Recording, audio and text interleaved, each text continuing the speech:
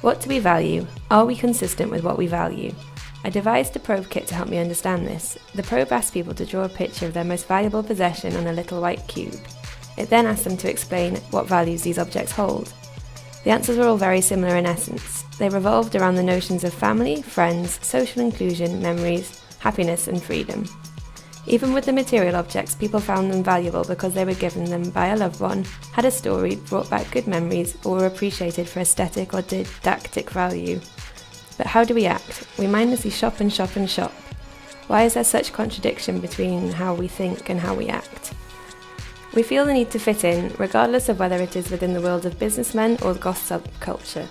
Humans are social beings, and being excluded is undesirable. We determine what is correct by seeing what other people see as correct, especially if they are similar to us, and especially if there are many. So if a lot of others are doing something, then it must be the correct thing to do. This mechanism is reinforced since birth as we are educated into obedience.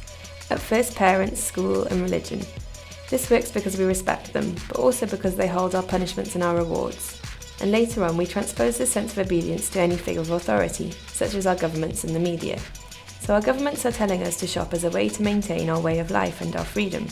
Meanwhile our media bombards us with bad news from all over the world, and with portrayals of airbrushed perfect people through advertisements, sending the subliminal message that if we don't shop, we could one day be the bad news too. In the second half of the 20th century, psychologists looked into social influence. They found out that consistency directs human action. As humans, we have a subconscious need to be and appear consistent, even when it's against our best interests. They did this experiment to prove this. A volunteer would turn up at people's houses asking them to display a small sticker that read, "Be a safe driver." It was such a small request that people agreed to it. 2 weeks later on, what appeared to be an unrelated episode, a different volunteer would have requested them to install a big "Drive carefully" sign in front of their houses that obscured the view. A surprising 76% of residents agreed to this. They achieved this by getting them to make a small commitment first, the sticker.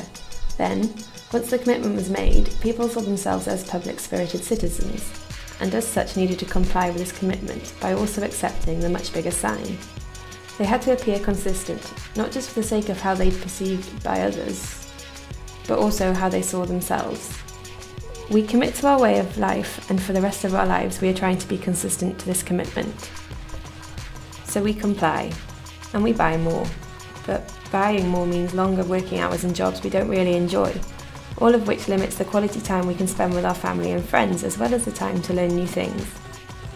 And as we get no satisfaction in our jobs and no time for the things we love, we buy more to fill the gap.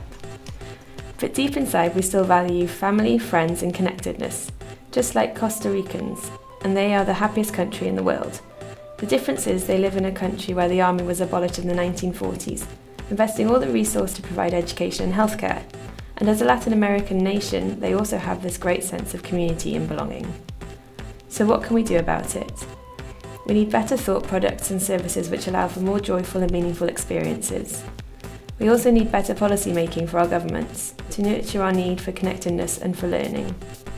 We need a socially responsible media, one that uses our need for consistency not to make us buy more, but to encourage better behaviours and interactions between people and inspire us to higher ideals. Change has already started, with more people choosing to work less hours in order to dedicate more time engaging in activities they enjoy, and to spend more time with their families and networks. There are many movements emerging such as free cycle, couchsurfing, urban interactive games such as geocaching, organised by people like you and me, encouraging free giving and enjoyment of small but magical moments.